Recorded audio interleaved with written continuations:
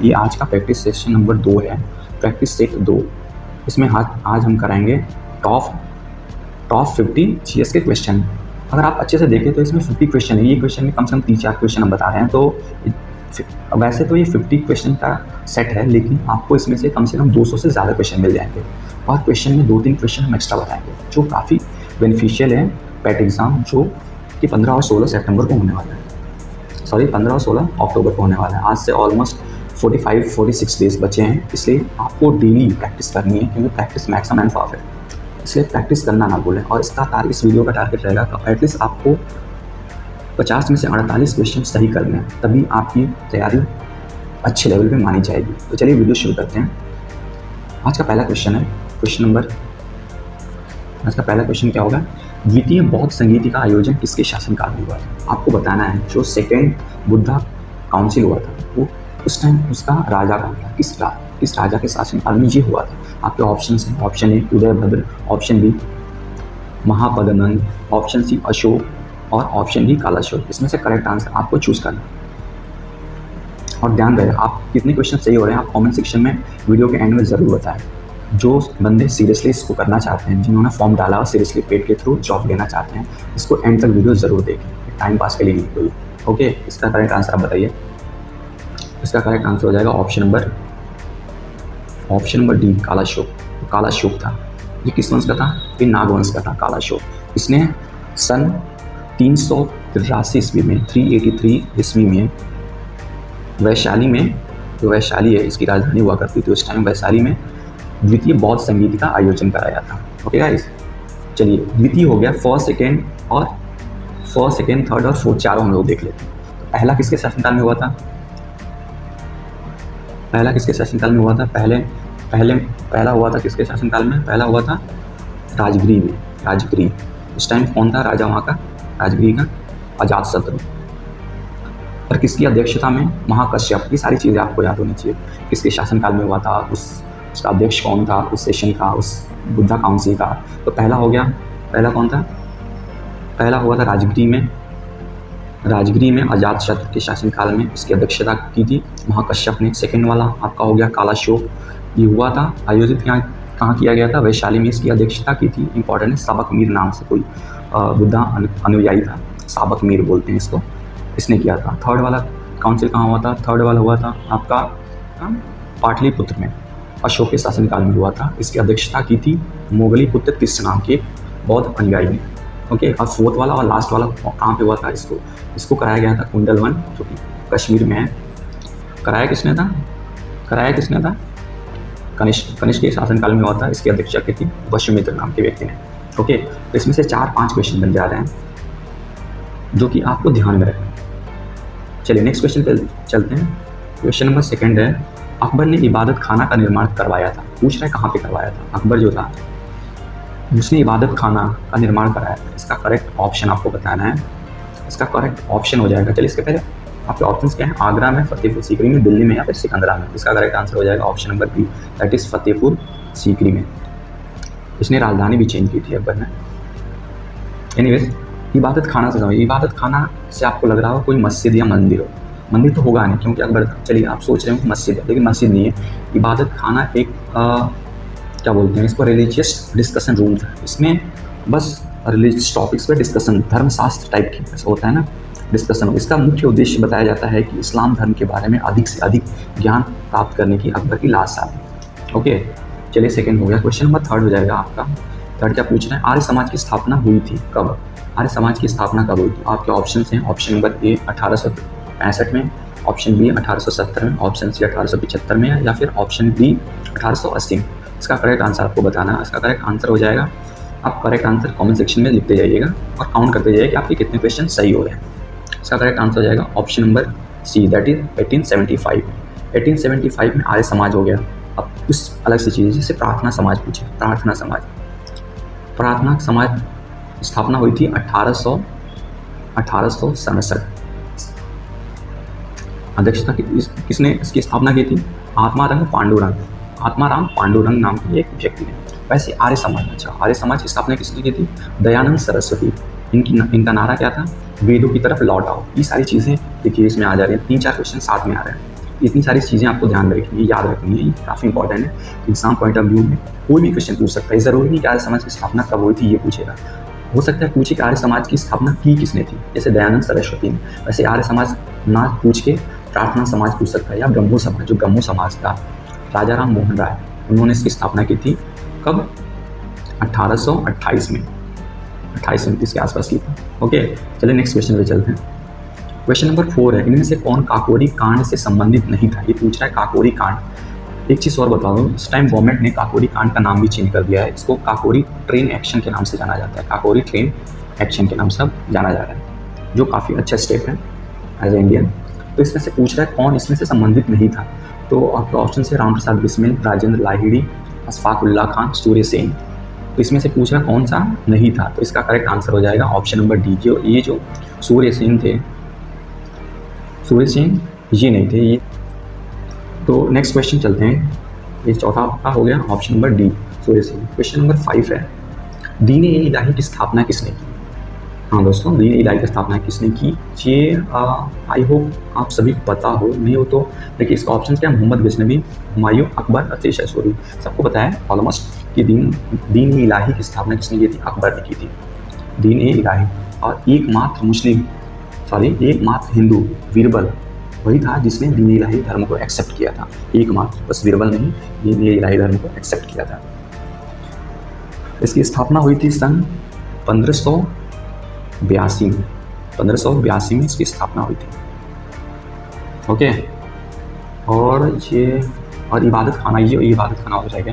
इबादत खाना की स्थापना की थी अकबर ने 1575 में। ये चीज़ भी आपको ध्यान रखनी है। चलिए कोई बात नहीं, नेक्स्ट क्वेश्चन है क्वेश्चन नंबर 6, किस आंदोलन के लिए महात्मा गांधी द्वारा करो या मरो का नारा दिया गया?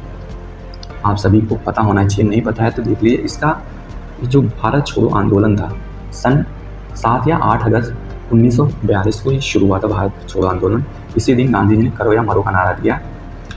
इसके तहत अंग्रेजों ने, ब्रिटिशर्स ने ऑपरेशन जीरो आवर, ये काफ़ी पूछता है, ये भी पूछता है, ऑपरेशन जीरो आवर किससे संबंधित है?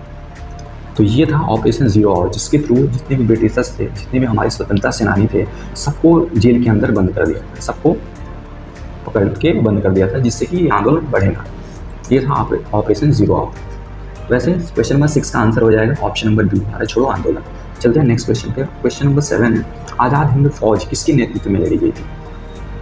आज़ाद हिंद फौज किसके नेतृत्व में लड़ी गई थी? आपके ऑप्शन इतने सारे हैं, चारों, इसमें से करेक्ट आंसर हो जाएगा option number D, that is Subhash Chandra Bose. ये थे हमारे नेताजी सुभाष चंद्र बोस। इन्होंने ही महात्मा गांधी को राष्ट्रपिता की उपाधि दी थी। राष्ट्रपिता की उपाधि किसने दी थी? सुभाष चंद्र बोस ने महात्मा गांधी को। करेक्ट। चलिए नेक्स्ट क्वेश्चन चलते हैं। क्वेश्चन नंबर 8 हो जाएगा आपका, स्वतंत्र भारत के प्रथम भारतीय और अंतिम गवर्नर जनरल कौन थे? देखिए ये क्वेश्चन मैंने कल के प्रैक्टिस सेशन में भी कराया था, ये आया था, इनडायरेक्टली आया था, डायरेक्ट क्वेश्चन ही था। इसका आंसर हो जाएगा ऑप्शन नंबर ए। जिन्होंने कल का सेशन देखा होगा, कल प्रैक्टिस सेट नंबर 1, उनको अच्छे से पता होगा, चक्रवर्ती राजा गोपालचारी, ये थे पहले और एंड। ओके, क्वेश्चन नंबर 9 है, लॉर्ड कर्जन के बंगाल विभाजन के पीछे निम्नलिखित में से कौन सा एक मकसद नहीं था? आखिर क्या था? एक्चुअल लॉर्ड कर्जन चाहता क्या था? मेन इशू क्या था? अंग्रेजों का मेन प्रोपेगेंडा यही था कि फूट डालो और राज करो। ये चाहते थे कि हिंदू और मुस्लिम में हमेशा लड़ाई होती है।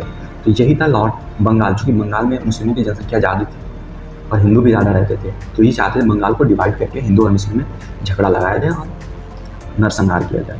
तो इसका करेक्ट आंसर हो जाएगा, इसमें पूछना कौन सा इसका मकसद नहीं था। ऑप्शन ए है बंगाली राष्ट्रीयता की मूल पर हमला करना, ये तो था ही। ऑप्शन बी बांटो और शासन करो की नीति, ये तो उनको ऑलरेडी थी। ब्रिटिश राज की शक्ति का प्रदर्शन, ये ऐसा कुछ नहीं था, शक्ति का प्रदर्शन नहीं करना चाहते थे, ये कुल मिला के झगड़ा लगा के राज करना चाहते थे। तो इसका करेक्ट आंसर हो जाएगा option number C, that is British Raj की शक्ति का प्रदर्शन करना इनका मकसद नहीं था लॉर्ड कर्जन के बंगाल विभाजन के पीछे। हालांकि 6 साल बाद सन 1911 में ये विभाजन रद्द भी कर दिया गया था। चलिए नेक्स्ट क्वेश्चन चलते हैं। क्वेश्चन नंबर 10 है, देश बंधु किसे कहा जाता है? देश बंधु हमारे हैं, ऑप्शंस क्या है, लाला लाजपत राय, विपिन चंद्र पाल, चित्तरंजन दास और भगत सिंह। तो लाला लाजपत राय लाला जी बोलते हैं, जैसे नाम में लिखा है ये, विपिन चंद्र पाल पॉल, ये चीज़ आप लोग गरम दल के नेता होते हैं, बाल पाल और क्या थे, बाल पाल और लाल, तीनों, ये लाल इनको बोलते थे, लाला लाजपत राय, बाल गंगाधर तिलक थे, और ये पाल विपिन चंद्र पाल या पाल। तो इसका करेक्ट आंसर हो जाएगा देशबंधु। ये देशबंधु बोल रहा है, देशबंधु चित्तरंजन दास जी को बोला जाता है, तो इसका करेक्ट आंसर सी हो जाएगा। चलिए नेक्स्ट क्वेश्चन पे चलते हैं। क्वेश्चन नंबर 11 है। क्वेश्चन नंबर 11 क्या है? तापक्रम विलोमता। तापक्रम विलोमता का अर्थ क्या है? आपके ऑप्शंस: बढ़ती ऊंचाई के साथ घटता तापक्रम, बढ़ती ऊंचाई के साथ बढ़ता तापक्रम, बढ़ती ऊंचाई के साथ स्थिर तापक्रम, या फिर बढ़ती ऊंचाई के साथ अस्थिर तापक्रम। तो इसका करेक्ट आंसर मैं बता दे रहा हूँ। इसका करेक्ट आंसर हो जाएगा ऑप्शन नंबर बी, बढ़ती ऊंचाई के साथ बढ़ता उसका तापक्रम। Increase in temperature with increase in height. Next question हो जाएगा क्वेश्चन नंबर 12 है। निम्नलिखित जलाशयों में से कौन सा रिहंद परियोजना से संबंधित है? कौन सा रिहंद परियोजना से संबंधित है? आपके ऑप्शन है, option A Gandhi Sagar, option B Govind Vallabh Pant Sagar, option C Jawahar Sagar, या फिर ऑप्शन डी गोविंद सागर। तो इसमें से करेक्ट आंसर हो जाएगा option number B, that is Govind Vallabh Pant Sagar. ये जो डैम बना है रिहंद नदी पे बना है सोनभद्र जिले में। रिहंद एक नदी है जो कि रिहंद सोन नदी की एक ट्रिब्यूटरी है, मतलब उसी की एक सहायक नदी है। और सोन नदी किसकी है? सोन नदी गंगा की है। क्वेश्चन आता है सोन नदी किसकी ट्रिब्यूटरी है? डायरेक्टली गंगा में जाके मिलती है, ना कि यमुना में। तो इस चीज़ का ध्यान रखिएगा। सोन नदी ये तो था अगली बार। फिलहाल इसका करेक्ट आंसर हो जाएगा option number B, Govind Vallabh Pant Sagar Rihand बांध परियोजना से संबंधित है। चलते हैं नेक्स्ट क्वेश्चन पे। क्वेश्चन नंबर 13 है। सिपकिला प्रसिद्ध पर्वतीय दर्रा है। सिपकिला, ये पासेस की बात हो रही है। जो दर्रे होते हैं इनको ला बोलते हैं। ला का मतलब ही होता है दर्रा, और दर्रा मतलब पहाड़ को काट के बनाया गया एक रास्ता होता है, इसको दर्रा बोलते हैं। इसमें से पूछ रहा है सिपकिला प्रसिद्ध पर्वतीय दर्रा है कहाँ का? ये उत्तराखंड, जम्मू कश्मीर, सिक्किम या हिमाचल प्रदेश। तो ये हिमाचल प्रदेश का दर्रा है सिपकिला। ये काफ़ी बार पूछा जाता है। वैसे उत्तराखंड का दर्रा फेमस है माना, नीति, लिपुलेख। माना दर्रा, नीति दर्रा और लिपुलेख, 3 दर्रे फेमस है यहाँ के। सिक्किम का है जलेपला दर्रा फेमस है। और जम्मू कश्मीर का बहुत सारे दर्रे हैं जम्मू कश्मीर में, जोजिला वगैरह हो गया, बहुत सारे हैं। आप सब ये सारी चीज़ें हैं, लेकिन सिपकिला काफ़ी फेमस है। और माना, नीति, लिपुलेख ये चीज़ इंपॉर्टेंट है, ये याद रखिएगा कुल मिला के। वैसे इंपॉर्टेंट तो सब है इसमें, जीएस से कुछ भी पूछ सकता है, तो हर तरह से रेडी होना चाहिए इस चीज़ के लिए। चलिए नेक्स्ट क्वेश्चन चलते हैं। क्वेश्चन नंबर 14 आपका हो गया। क्वेश्चन नंबर 13 हो गया। क्वेश्चन नंबर 14 है। भारत किस देश के साथ अपनी सबसे लंबी अंतर्राष्ट्रीय सीमा साझा करता है? काफ़ी इंटरेस्टिंग क्वेश्चन है। आपके ऑप्शन है पाकिस्तान, चाइना, बांग्लादेश या फिर नेपाल। इसका करेक्ट आंसर हो जाएगा, अगर भारत का मैप आपने देखा होगा तो बांग्लादेश का मैप भी ऑलमोस्ट ऐसे नीचे, ये वाला भारत का इधर क्वेश्चन है ऐसे, तो यहाँ पे जाता है। तो बांग्लादेश है, इसका पोर्शन ऑलमोस्ट 4093, मतलब 4093 किलोमीटर डायरेक्टली इंडिया से सटा हुआ है। और सबसे छोटा अंतर्राष्ट्रीय सीमा किसके साथ साझा करता है इंडिया? वो है अफगानिस्तान के साथ। सबसे छोटा मात्र 106 किलोमीटर का की सीमा रेखा। हालांकि ये सीमा रेखा और पीओके में है इस टाइम पे, तो इंडिया और एनीवे जाने दीजिए, पीओके का मैटर है, पीओके और अफगानिस्तान के बीच में। क्वेश्चन नंबर 14 हो गया आपका। 14 का आंसर हो जाएगा ऑप्शन नंबर सी। 15 क्वेश्चन क्या है? ग्रीष्म ऋतु में असम और पश्चिम बंगाल राज्यों में तीव्र आर्द्र हवाएं चलती हैं। इन्हें पूर्वी भारत में किस नाम से जाना जाता है? काफ़ी महत्वपूर्ण क्वेश्चन है आपका, काफ़ी कंफ्यूजिंग भी। आपके ऑप्शन है लू, नॉर्वेस्टर, मावट या फिर सोलेनो। आपको करेक्ट आंसर चूज करना है इसमें से, असम और पश्चिम बंगाल। अगर पश्चिम बंगाल की बात करें तो इसमें जो आर्द्र हवाएं चलती हैं इनको बोलते हैं काल बैसाखी, पश्चिम बंगाल में स्पेशली। लेकिन ये पूछ रहा है ग्रीष्म पूर्वी भारत में, इनको पूर्वी भारत में नॉर्वेस्टर के नाम से जानते हैं। ऑप्शन नंबर बी नॉर्वेस्टर, ये करेक्ट है। यही हवाएं जो तीव्र हवाएं चलती हैं जो कर्नाटका में चलती हैं, इनको ये आम की खेती के लिए, आम तथा कॉफ़ी की खेती के लिए काफ़ी लाभप्रद हो। क्वेश्चन नंबर 16 हो गया। 16 का क्या है? विभिन्न कृषि फसलों के लिए न्यूनतम समर्थन मूल्य की घोषणा करती है। ऐसी कौन सी संस्था है जो जितने भी MSPs होते हैं, मिनिमम सपोर्ट प्राइस, उनके लिए उनका डिक्लेरेशन करते हैं, मतलब कितना उनका MSP होगा, कौन डिसाइड करता है? आपके क्वेश्चन ऑप्शन क्या है? सार्वजनिक खातों की संसद समिति, संसद के अनुमान समिति, आर्थिक मामलों की कैबिनेट समिति, या इसमें से कोई नहीं। तो इसका करेक्ट आंसर हो जाएगा ऑप्शन नंबर सी, जो cabinet committee on economic affairs जो है, आर्थिक मामलों की कैबिनेट समिति, यही MSP का निर्धारण करती है। ओके, अब क्वेश्चन नंबर नेक्स्ट है 17। सेज, SEZ से तात्पर्य है, आपको बताना है इसका फुल फॉर्म। तो स्पेशल इकोनॉमिक जोन होता है, इसका करेक्ट आंसर ये सही होगा। सेज की स्थापना सन 2004 में इसको पारित किया गया था और 2005 में से ये सेज एक्ट आया, अगर पूछे तो 2005 में सेज।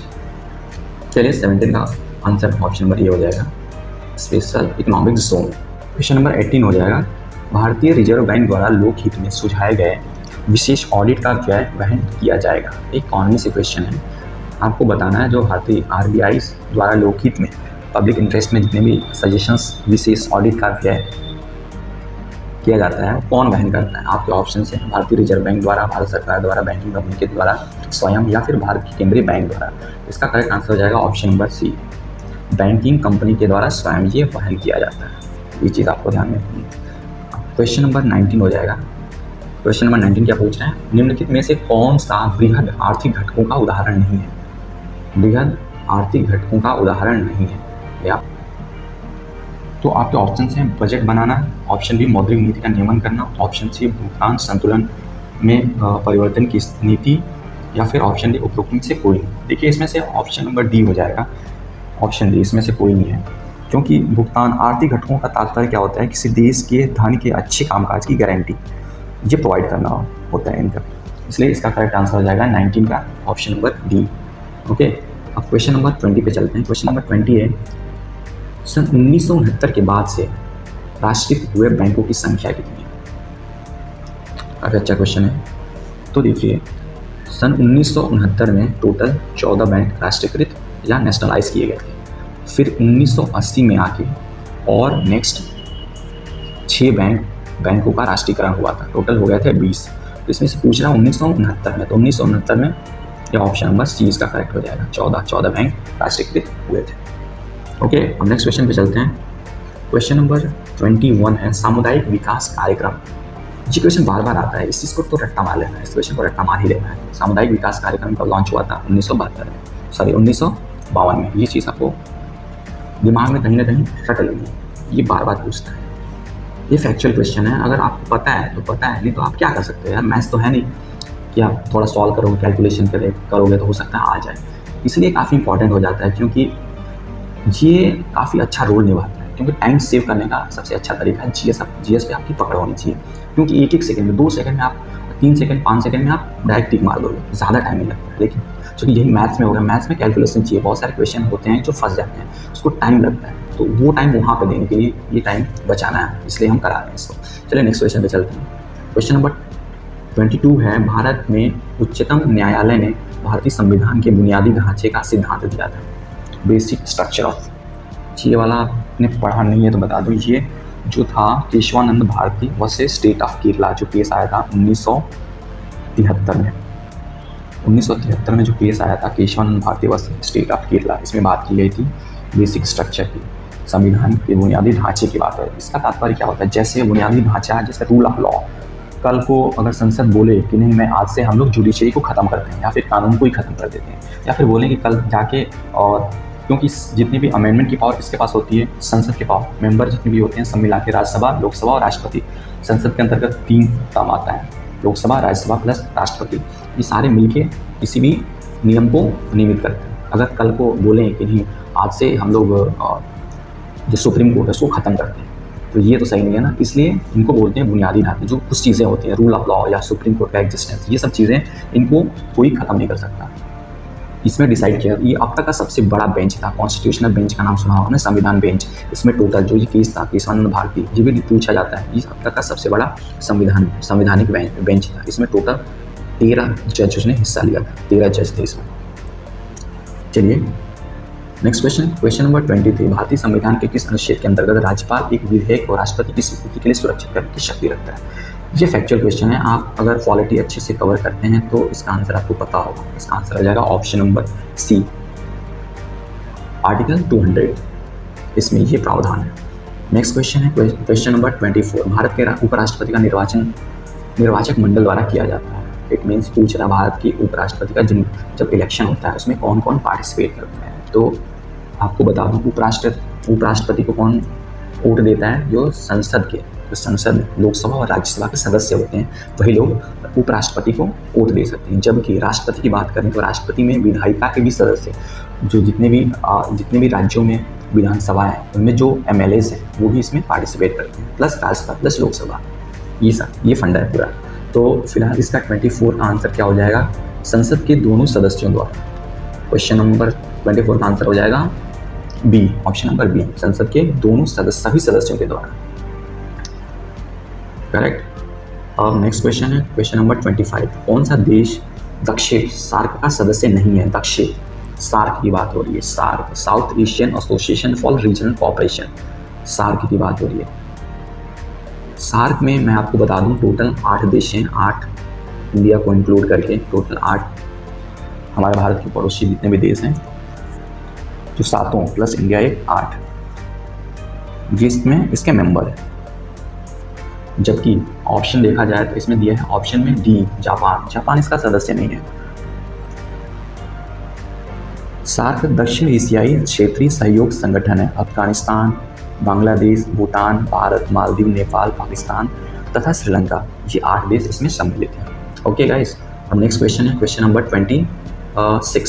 26 क्या है? नाई का दर्पण के रूप में प्रयुक्त दर्पण है, जो नाई यूज़ करते हैं, जो शीशा यूज़ करते हैं जब भी हम सैलून में जाते हैं बाल कटवाने, वो किस टाइप का होता है? उत्तल दर्पण, अवतल दर्पण, बेलनाकार दर्पण या फिर समतल दर्पण, ये बताना है। तो इसका करेक्ट आंसर हो जाएगा ऑप्शन नंबर बी, अवतल दर्पण होता है। अवतल दर्पण, नॉट लेंस, ये चीज़ ध्यान रखिएगा, लेंस आ जाते हुए गलत हो जाएगा। अवतल दर्पण, लेकिन दर्पण नहीं पूछ रहा है। ओके, चलो नेक्स्ट क्वेश्चन पे चलते हैं। क्वेश्चन नंबर 27 है, संकेत व आवाज़ को जानने और उस पर जावक क्रिया द्वारा प्रतिक्रिया देने की प्रक्रिया तीव्रता से पूर्ण की जाती है, ऐसा सुझाव किसने दिया? देखिए, काफ़ी शब्दों का हेराफेरी कर दिया है, लेकिन इसका मतलब पूछ क्या रहा है? सुई हमारे बॉडी में कहीं लग जाती है, तुरंत एक्शन होता है ना, तुरंत पता चलता है कहीं यहाँ पे सुई मतलब चुभ गई है, तो वो है ये प्रतिवर्ती क्रिया बोलते हैं इसका, reflex action. Option number A जो है रिफ्लेक्स एक्शन वही होता है। या फिर किसी गर्म या ठंडे जगह पे आपका हाथ चला गया तो तुरंत हट जाएगा वहाँ से, बिना दिमाग को पता चले, इससे पहले कि दिमाग एक्ट करे इससे पहले हाथ ही हम करेक्ट करते हैं, ये रिफ्लेक्स एक्शन होती है, इसको बोलते हैं। ये इसका करेक्ट आंसर हो जाएगा क्वेश्चन नंबर 27 का आंसर हो जाएगा क्वेश्चन ऑप्शन नंबर ए। और क्वेश्चन नंबर 28 है, सॉरी क्वेश्चन नंबर 27 था, ये क्वेश्चन नंबर 28 है। ठोस कार्बन डाइऑक्साइड को कहते हैं सॉलिड CO2 है, सॉलिड CO2, ये शुष्क बर्फ का सूत्र होता है, शुष्क बर्फ भी इसको बोलते हैं, ड्राई आइस। ओके, इसका करेक्ट आंसर हो जाएगा ऑप्शन नंबर बी। अब क्वेश्चन नंबर 29, इससे पहले बताऊँ हीरा। हीरा क्या होता है? कार्बन का ही प्रतिरूप है। पारा Hg इसका लैटिन नाम है। धातु मेटल्स बताइए। क्वेश्चन नंबर 29 होगा, आवृत्ति मापने की इकाई का नाम क्या? देखिए कितना सरल क्वेश्चन है, काफ़ी सिंपल क्वेश्चन है। इसका आंसर हो जाएगा हर्ट्स। फ्रीक्वेंसी किसमें मेजर करते हैं? हर्ट्स में। फैराडे में क्या मेजर करते हैं? वॉल्ट्स में, अर्ग में। ये सारी चीज़ें आप कमेंट सेक्शन में बताना है। नेक्स्ट क्वेश्चन पे चलते हैं। क्वेश्चन नंबर 30 के निम्नलिखित में से वह धातु जो ऊष्मा की सुचालक है? ऑप्शन है चांदी, सीसा, पारा या फिर जस्ता। इसका करेक्ट आंसर हो जाएगा, करेक्ट आंसर क्या होगा? चांदी। चांदी ऊष्मा की सुचालक होती है। पारा लिक्विड स्टेट में रहता है, सेमी लिक्विड। शीशा और जस्ता कुचालक हैं ही। नेक्स्ट क्वेश्चन पे चलते हैं। क्वेश्चन नंबर नेक्स्ट है, हाल ही में सुमन की बेरी को निम्न में से किस आयोग का चेयरमैन बनाया गया है? ये अब शुरू होता है करंट अफेयर्स का क्वेश्चन। 10 क्वेश्चन होंगे करंट अफेयर्स के, जो काफ़ी महत्वपूर्ण रोल अदा करने वाले हैं इस एग्जाम को क्वालिफाई करने में। और इसमें एटलीस्ट आपको 100 में से टोटल जो पेट का पेपर होता है 100 मार्क्स का, उसमें से 90 अबव ही लाना है, तभी ये एक अच्छा स्कोर कहा जाएगा। क्योंकि अभी जस्ट कुछ महीने पहले सप्लाई इंस्पेक्टर का पेपर हुआ था, सप्लाई इंस्पेक्टर के लिए वैकेंसी आई थी, उसमें से 86 कट ऑफ गया था, जिसका 86 87 था, उन्हीं को इस एग्ज़ाम में प्रिपेयर किया गया था, एग्ज़ाम देने के लिए परमिशन मिली थी। तो देखिए कितना कंपटीशन बढ़ गया है, इसलिए आपका टारगेट होना चाहिए 90+, 90 नहीं तो 85 से 90 के बीच में लाना ही लाना है, तभी एक अच्छे स्कोर हम मानेंगे इसको।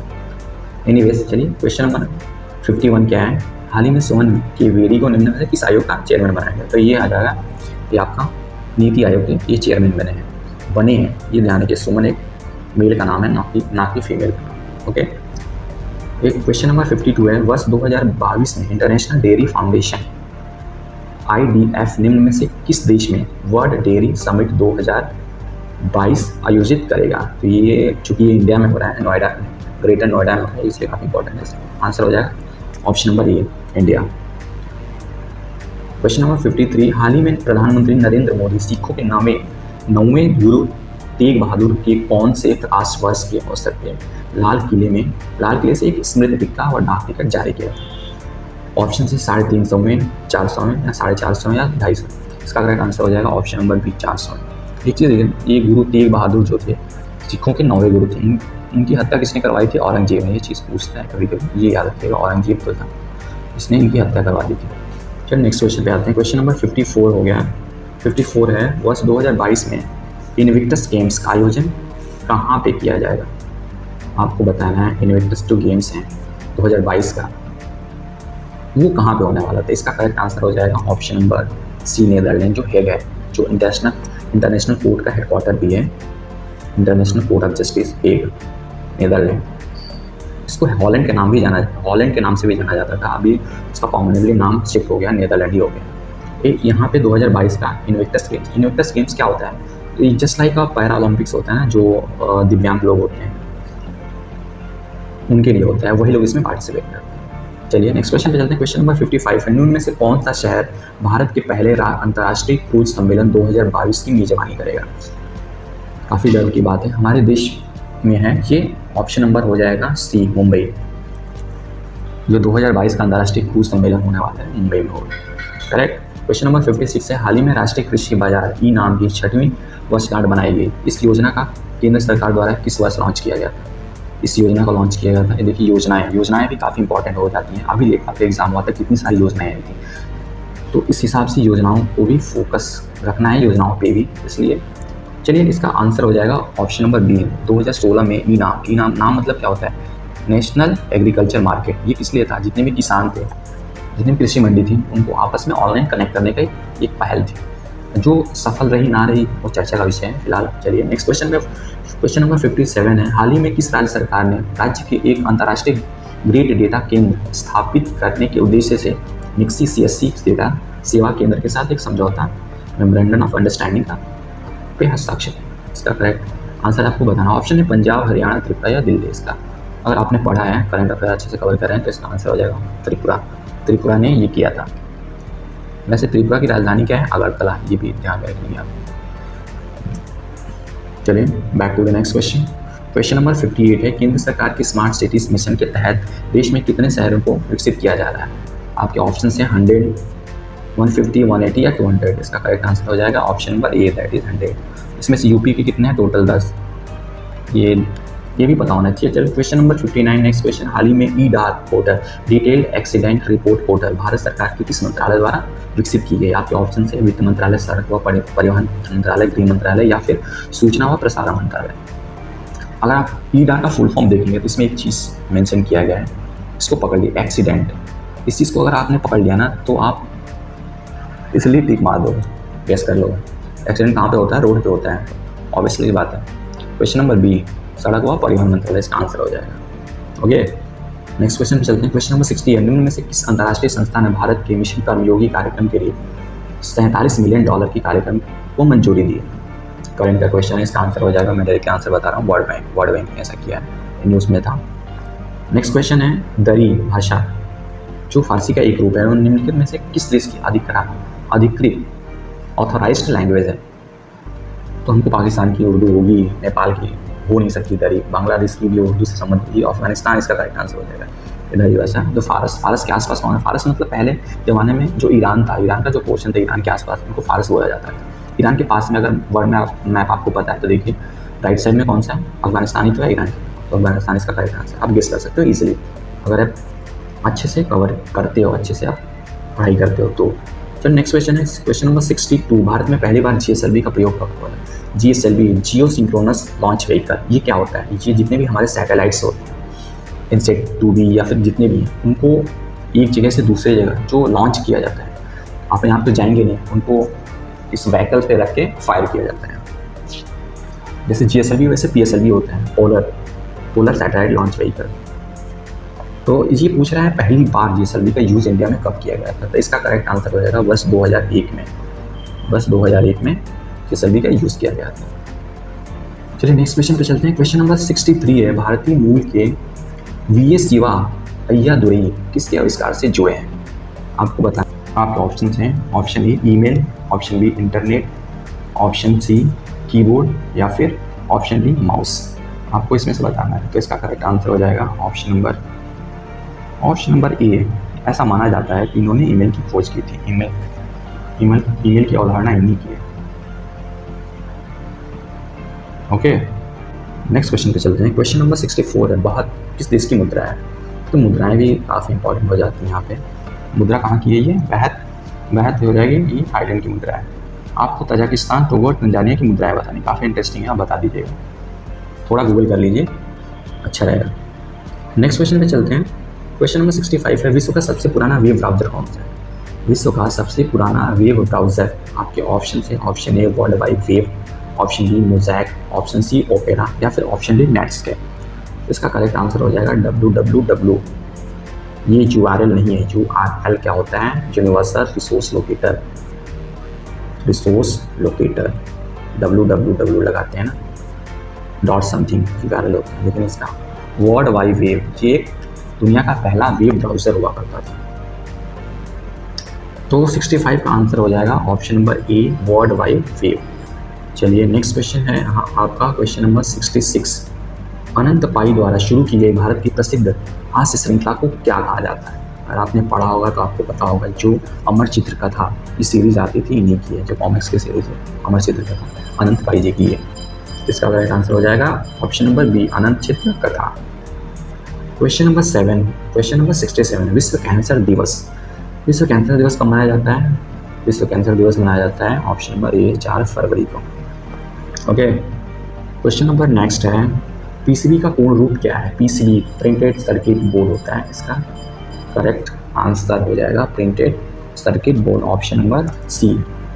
नेक्स्ट क्वेश्चन नंबर 69 भारत के किस पूर्व प्रधानमंत्री को मरणोपरांत भारत रत्न से सम्मानित किया गया? देखिए काफ़ी अच्छा क्वेश्चन है ये, आपको बताना है भारत के किस पूर्व प्रधानमंत्री को मरने के उपरांत उनको भारत रत्न प्राप्त दिया गया था। तो कौन से ऑप्शन है? मोरारजी देसाई, राजीव गांधी, पीवी नरसिम्हा राव, या फिर आईके गुजराल। इसमें से करेक्ट आंसर हो जाएगा option number B Rajiv Gandhi. हालांकि इसके पहले लाल बहादुर शास्त्री को भी ये पुरस्कार मरणोपरांत दिया गया था। सबसे पहले इस पुरस्कार की स्थापना कब हुई थी? 1954 में, और सबसे पहले 3 लोगों को मिला था। किसको सबसे पहले मिला था, क्या आप बता सकते हो? सी राजगोपालाचारी, सर्वपल्ली राधाकृष्णन और सीवी रमन, 1954 में। ओके, चलिए अब लास्ट अपने आज के सेशन के लास्ट क्वेश्चन पे हम चलते हैं। क्वेश्चन नंबर 70, ये क्या बोल रहा है? आधुनिक लॉन टेनिस खेल की शुरुआत कहाँ से हुई थी? काफ़ी अच्छा क्वेश्चन है। इसको लॉन टेनिस, पहले देखिए टेनिस शब्द आता है, देखिए टेनिस से संबंधित आज सबसे फेमस 4 ग्रैंड स्लैम होते हैं। आपको बताया हर साल ग्रैंड स्लैम होता है। कौन सा? ऑस्ट्रेलियन ओपन, इनको ओपन के नाम से बोलते हैं, Australian open, French open, Wimbledon open और यूएस ओपन। ये सारे 4 फ्रेंच ओपन्स होते हैं, ये ग्रैंड स्लैम। फिलहाल क्वेश्चन पे चलते हैं। क्वेश्चन क्या पूछा? आधुनिक लॉन टेनिस खेल की शुरुआत कहाँ से हुई थी? तो ये बता दूँ मैं आपको, ऑप्शन नंबर सी हो जाएगा बर्मिंघम कहाँ पे है? ये इंग्लैंड में है, ब्रिटेन में। और आपको जो ग्रैंड स्लैम हुआ है 2022 का जो ग्रैंड स्लैम हुआ है, इसमें से 3 हो चुके हैं। कौन सा? ऑस्ट्रेलियन, फ्रेंच और विंबलडन, ये तीनों हो चुके हैं। पहले वाले में पहले और दूसरे में, चलिए आपको बताना है विंबलडन, ऑस्ट्रेलियन और ये फ्रेंच ओपन हुआ है, इसके विनर कौन से? मेल और फीमेल दोनों आपको कमेंट सेक्शन में लिखना है। साथ ही आपकी टोटल 50 में से कितने क्वेश्चन सही हुए हैं ये भी मेंशन करना है, ताकि हमको पता चल सके कि आपकी तैयारी किस लेवल तक है। ओके दोस्तों, तो चलिए मिलते हैं नेक्स्ट सेशन में, जो प्रैक्टिस सेशन नंबर 3 होगा वो कल कराया जाएगा। चलिए फिर मिलते हैं। ओके, जय हिंद।